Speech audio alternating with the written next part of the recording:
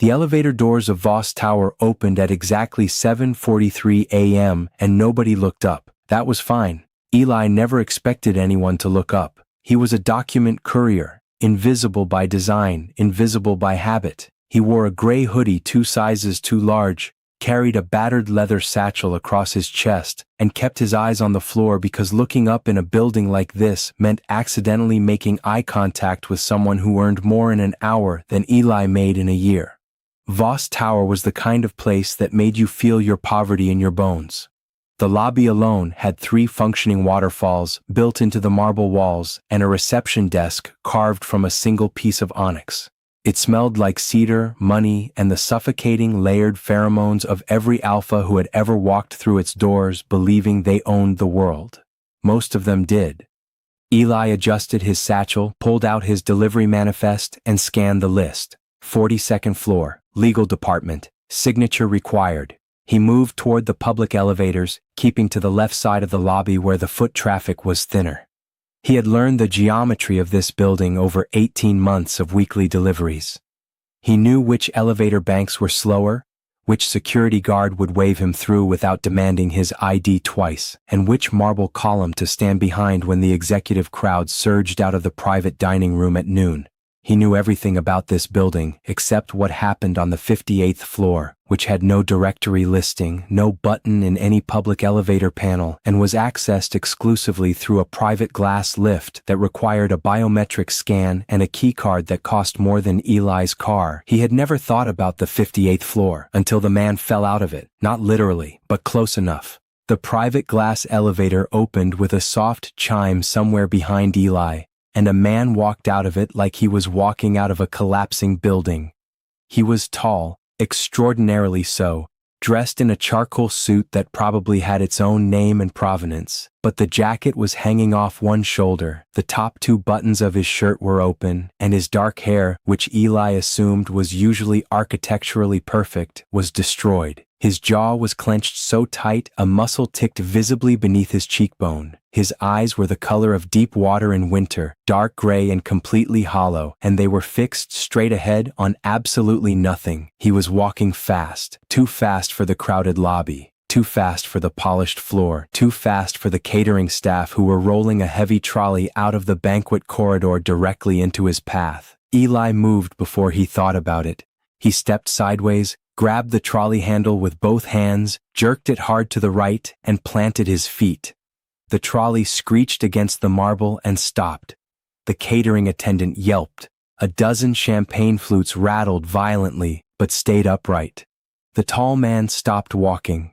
He blinked, looking at the trolley, then at Eli, like he was returning from somewhere very far away and was not entirely pleased to find himself back.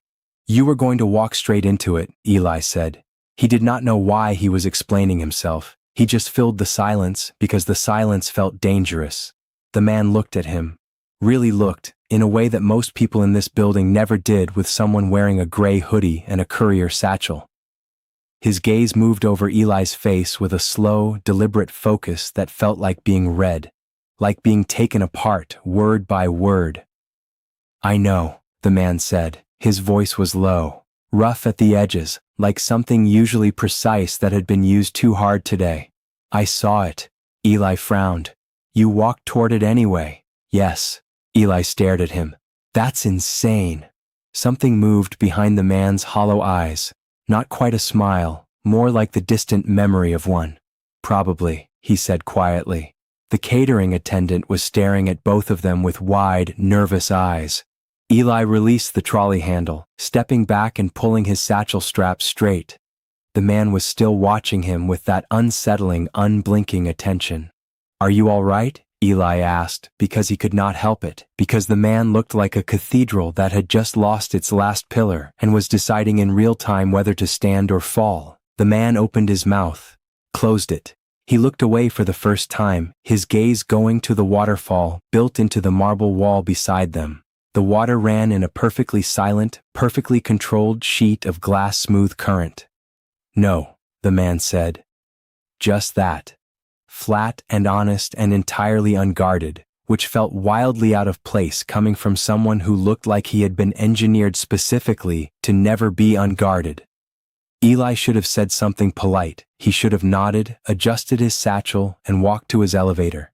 He had a manifest, he had a signature to collect, he had a schedule, and couriers who missed their delivery windows got docked pay, and Eli could not afford docked pay this month because his sister's wheelchair needed a new motor and the insurance company had denied the claim twice.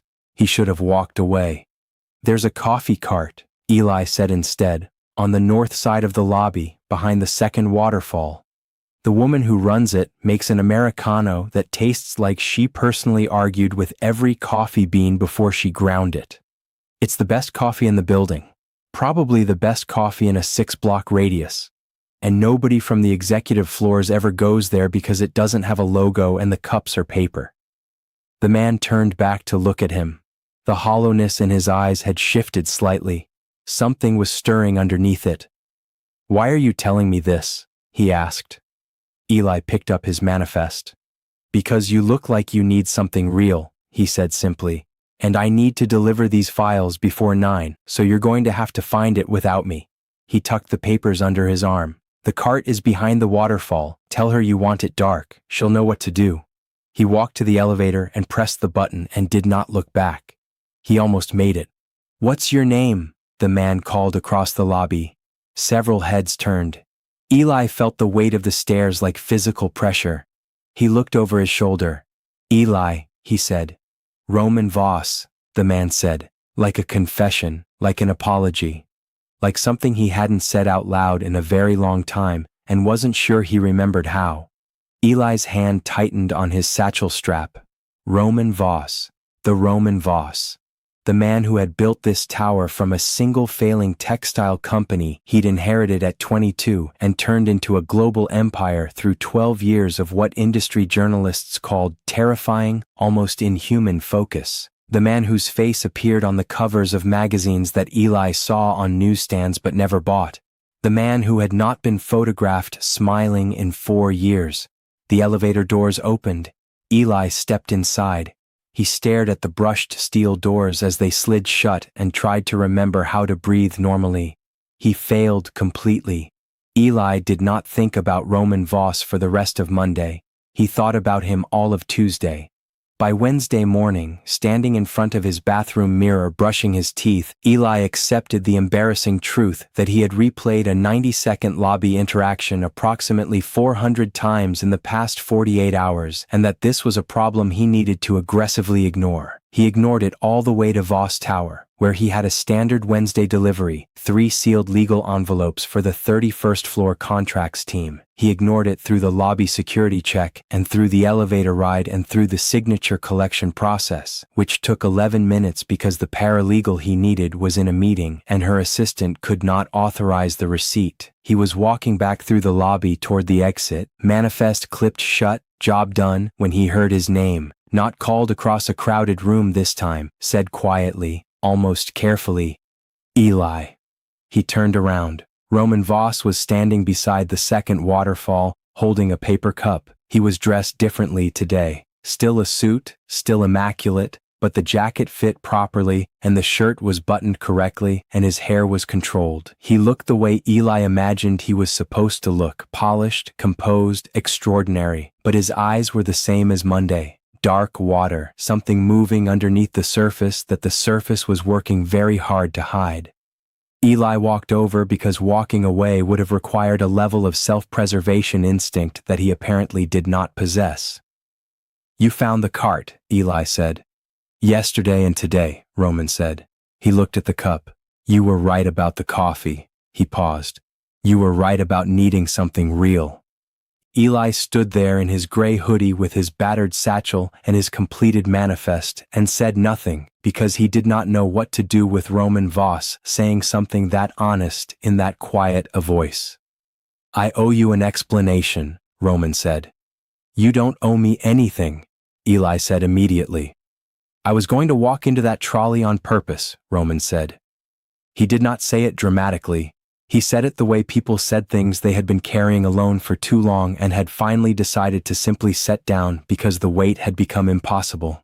"Not because I wanted to hurt myself seriously, He stopped. His jaw moved.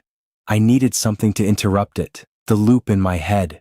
I needed something external to break it, and I couldn't think of another way, and then you moved the trolley and you said something real to me in it." He exhaled. "It worked better." Eli stared at him. His chest felt like something was pressing against the inside of it. "The loop," Eli said carefully. "Is it still happening?" Roman looked at him. "Less," he said. "Since Monday. I don't know why."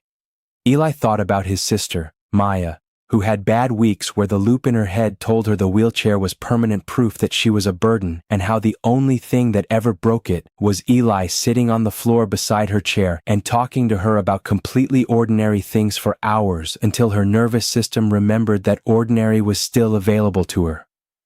"What do you do?" Eli asked. "When it gets loud." Roman's brow furrowed slightly. He was not used to being asked that. "I work," he said. "I go back to the 58th floor and I work until I can't hear it anymore." "And if you can't work?" "I have not found an answer to that yet." Eli nodded slowly. He shifted his satchel strap. "My sister has bad weeks," he said. "I talk to her about small things. Not the big things that are causing the loop, just the texture of the day, what the weather feels like, whether the coffee is good, what she noticed that was interesting. Small anchors." He paused. "It sounds stupid." "It doesn't," Roman said. He said it with a quiet conviction that made Eli feel briefly, uncomfortably seen. They stood beside the waterfall in the lobby of Voss Tower, a billionaire alpha and an omega courier, and the silence between them was not uncomfortable in the way Eli would have expected. It was the kind of silence that had furniture in it, the kind you could sit down in. "Tell me something small," Roman said. His voice was low. He looked almost uncertain asking it, which on his face looked like a tectonic event. Eli blinked. "What?" "About today, something you noticed, something small." Eli thought about it. "The security guard on the east entrance," he said slowly. "The older one, has been wearing the same slightly crooked name badge for 18 months. It always sits at a 45-degree angle. Today someone straightened it, and he looked uncomfortable the entire time I was signing in, like the straight badge felt wrong." Roman looked at him. The dark water in his eyes shifted. The thing moving underneath broke the surface, just barely, just for a second. It was not quite a smile. It was the structural possibility of one. The blueprint of warmth in a face that had forgotten how to build it. "The badge," Roman said quietly, as if he were placing the detail carefully somewhere safe. "Small things," Eli said. He picked up his manifest. "They're still real, even when the big things aren't working." He turned to leave. "Same time Friday?" Roman asked. Eli stopped walking. He stood with his back to the most powerful man in the building and felt his heart do something completely unauthorized inside his chest. "I have a Friday delivery at 9, Eli said. "I walk through the lobby at 9:14. "The cart is open at 9, Roman said. Eli did not turn around. "Dark roast," he said. "Tell her it's for a friend." He walked out through the lobby doors into the cold morning air and did not stop moving until he reached the corner, where he stood against the wall of the adjacent building and pressed the back of his head against the cold stone and stared up at the pale winter sky. Friend. He had said friend. Roman Voss had said friend. Eli closed his eyes. His sister was going to absolutely destroy him when he told her this story. 6 weeks of paper cups and small things, and Eli learned the architecture of Roman Voss the way he had learned the geometry of Voss Tower, slowly, carefully, through repeated observation of details that most people never stayed still long enough to notice. Roman took exactly 2 sips of coffee before he spoke. He held the paper cup with both hands, even though it was not particularly heavy, like the warmth of it was the point rather than the coffee itself. He never sat down during their lobby meetings, always stood with his back to the wall beside the second waterfall, which Eli eventually understood was because standing with his back protected meant he could see the entire lobby and no one could approach him from behind. A habit built from years of being ambushed by journalists and board members and people who wanted things from him in public spaces. He noticed everything. He cataloged Eli's small things with a precision that was almost startling, asking follow-up questions the following week about details Eli had already forgotten sharing. The crooked name badge. The catering attendant who hummed the same 4 bars of something classical every time he passed the waterfall. The crack in the marble near elevator bank 3 that had been filled with epoxy and painted over but still showed if the morning light hit it at a particular angle. Roman Voss, Eli realized, was a man who had spent years looking at enormous things and had completely lost the ability to see small ones, and he was learning how again, painstakingly, deliberately, like a man doing physical therapy after a very long time in a cast. On the 43rd day, Eli arrived at 9:14 and Roman was not beside the waterfall. Eli stood there for 3 minutes. He checked his manifest. He looked at the north side of the lobby. He told himself it was fine, that powerful people had schedules that changed, that 6 weeks of lobby coffee did not constitute a commitment of any kind, that he was a courier and Roman Voss was a billionaire, and the fact that Eli's chest felt like a stone had been placed inside it was a him problem, entirely, completely, and embarrassingly. He was walking to the elevator when the private glass lift opened and Roman stepped out. He looked like Monday again, jacket wrong, shirt open, hair destroyed. But this time it was worse because his eyes were not just hollow. They were the specific gray of a sky that had already decided to storm and was only waiting for permission. He stopped when he saw Eli. Something in his face shifted, a fractional, involuntary shift, the way a compass needle moves when it finds north without trying. "You're still here," Roman said. 9:20, Eli said. "I have 7 minutes before I need to be upstairs." Roman walked toward him. He stopped 2 feet away. He was not holding a coffee cup. His hands were at his sides and they were not entirely steady. "The board voted this morning," Roman said, "to remove me as CEO, effective in 60 days, the company I built from the ground up with 11 years of my life." He said it with no drama, no self-pity, just the flat, exhausted tone of a man reporting a weather event he had survived but not yet processed. "I saw it coming for 4 months. I prepared for it logistically. I did not prepare for." He stopped, his jaw tightened. "I did not prepare for the way the room smelled when they voted. Like relief, like they had all been holding their breath for years and they could finally let it out." Eli set his satchel down on the lobby floor. Roman looked at it. "You'll miss your window." "My sister's physical therapist rescheduled," Eli said, which was true and also completely irrelevant. But Roman's eyes tracked the words and some of the storm in them receded slightly, the way a strong wind drops when it meets something solid and simply has to go around it. "Tell me something small," Roman said. His voice was rough. It was the same thing he had said 6 weeks ago beside this same waterfall, but it meant something entirely different now and they both knew it. Eli looked at him. At the destroyed hair and the open collar and the hands that were not steady. At the dark water eyes that had learned, over 43 days of paper cups, to let something surface. "There is a woman," Eli said quietly, "who has the flower stall on the corner of 5th and Marchmont. She's been there every morning for as long as I've been doing this route. She sells peonies in winter, which makes no logistical sense. But she has them every single day and nobody ever stops because everyone is moving too fast and peonies in winter feel like a rumor. This morning I stopped. I bought one. It cost $4. Eli reached into the front pocket of his satchel and pulled out a pale blush peony, slightly travel-worn, one petal bent from being carried against a leather buckle. He held it out. "It's real," he said. "Even when the enormous things are not working. Small things are still real." Roman looked at the flower for a long moment. Then he reached out and took it. His fingers brushed Eli's palm as he did, a contact that lasted less than a second and rearranged something fundamental in the air between them.